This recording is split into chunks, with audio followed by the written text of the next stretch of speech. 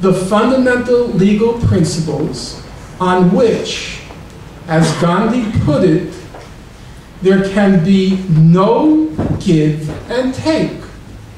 Those are basic principles. Nobody is obliged to relinquish them, to give them up. And so the fact is, I think the record is blindingly clear that if Israel adhered to these fundamental principles, a settlement of the conflict would immediately be within reach, and it would be over. Thank you.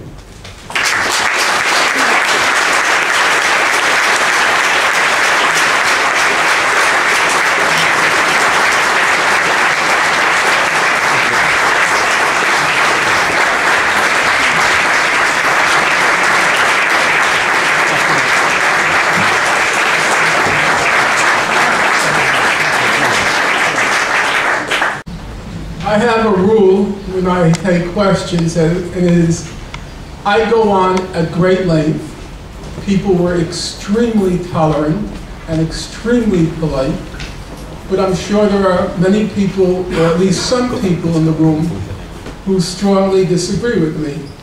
And it's my iron rule that they have to have the first right to ask questions because they were so polite and respectful.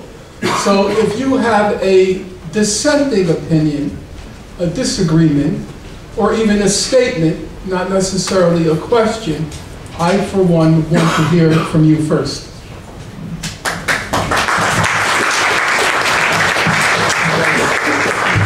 My name is Martin Janicek. I would like to ask you a question, and I apologize maybe if you perhaps will find my question not absolutely pleasant. But several years ago, I was in Jerusalem and I visited the city of Ramallah, the capital of the Palestinian autonomous territories. And I have seen in the center of the city two great avenues, Avenue Palestine and Avenue Amin Husseini. I know that Hajj Amin al-Husseini was the great Mufti of Jerusalem, then that in 40s he was in Iraq, he was on the side of the Prime Minister Rashid Ali Gailani, who decided to fight on the side of Germany against Great Britain, and when this attempt didn't succeed, the both left in Germany. And Hajj Amin al-Husseini was received by Hitler. Hitler promised him that he will exterminate all the Jews, not only in Europe, but also, as he said, in the Arabic areas under British occupation. I can understand that he behaved, he acted like that, according to the well-known principle that the enemies of our enemy are our friends. I can also understand that contemporary Palestinian Arabs consider him as their great national hero because he was the enemy of those evil Jews. But you are Jew. You were introduced to us as a Jew. Why?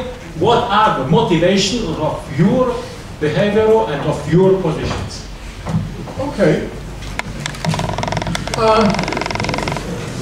Number one, just as a historical curiosity, the more desperate Israel's position becomes, and the more indefensible Israel's position becomes, the more you see Israel engaging in what you might call historical archaeology. So I notice now there's this large number of books coming out on the Mufti in Jerusalem. Why anyone would care about the Mufti in Jerusalem is, a mystery to me. Most younger Palestinians have probably never heard of him and probably couldn't even spell his name. But it seems Israel and its supporters are now very interested in discovering the Mufti of Jerusalem. They even say that the Mufti of Jerusalem played a major role in the extermination of the Jews. So, open up for yourself. The main work on the destruction of the European Jews is Raoul Hilberg's 3-volume work. It's big, it's 3 volumes. And Mr. Hilberg is recognized by everyone until his passing last year as the foremost authority on the final solution. He has exactly, look for yourself, 1 sentence on the Mufti. 1 sentence. But now there's this vast proliferation on scholarship on the Mufti. You asked me, what's my motivation? I guess my obvious answer is, with all due respect, what difference does it make? Do the facts change if your motivation is good as against bad? What was Einstein's motivation? And let's say, for argument's sake, he was a self-hating Jew. Does that make E = mc squared wrong? Because his motivation was wrong? And let's say he was a self-loving Jew, and he decided that E = mc cubed 3 times. Does that make it right? Because he has good motivation?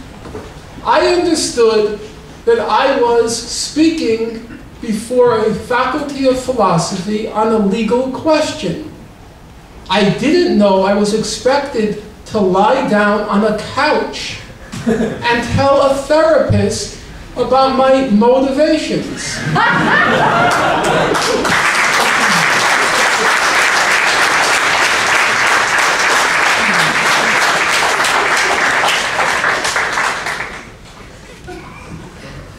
Next question.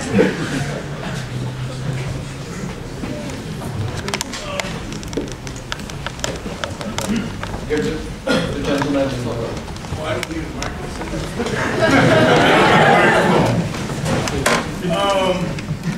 Professor Finkelstein, I need to say bravo.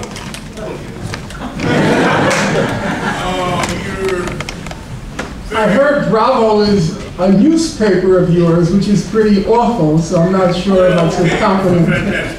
Fair enough. You're a very intelligent man. I like everything you say. I would never try to doubt any of your facts. I will take it that your facts are sincere because you're a sincere person. However, I wonder, because it just seems to me that all the legality of this is fine and dandy, but how do you deal with the past and move to the future and get rid of the hate? You see, I'm talking about the hate from, I believe that everyone in this room has a part to play in it. Because we all have the right as human beings to say no. You see, we all have the right to say no. I wonder, you hear, what is the solution?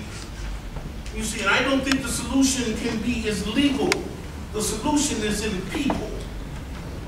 And you're a very intelligent man. Is there anything that maybe that you could use some of that intelligence to actually help the people? You see, you're a very fantastic, you're a brilliant man. And I respect you a great deal, and I will follow you. But I think at the end of the day, it's everyone in here. People need to say no. You see, this is wrong. My father, he couldn't, he fought in World War II. He was in Patton's army. He was in Pilsen. He go back to America, he couldn't piss in the same toilet as a white man. But I don't bear no hate for what has been wrong done. How do you solve the hate? Well, I think that's a reasonable question, and it deserves a response. Since you mentioned the experience of your father, during the civil rights movement in the United States, Dr. Martin Luther King, he was often attacked by white liberals. And they say, Mr. King, you know, using those tactics, the sit-ins, the breaking the law, the going to jail, that you're making white people hate you.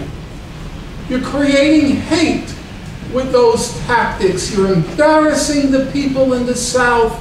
The whole world is watching when those fire hoses and those dogs are sent on the children. You're humiliating them. Your tactics, they're causing hate. And Dr. King, he responded in a way which I never forgot. It stood out for me. He said, first, I want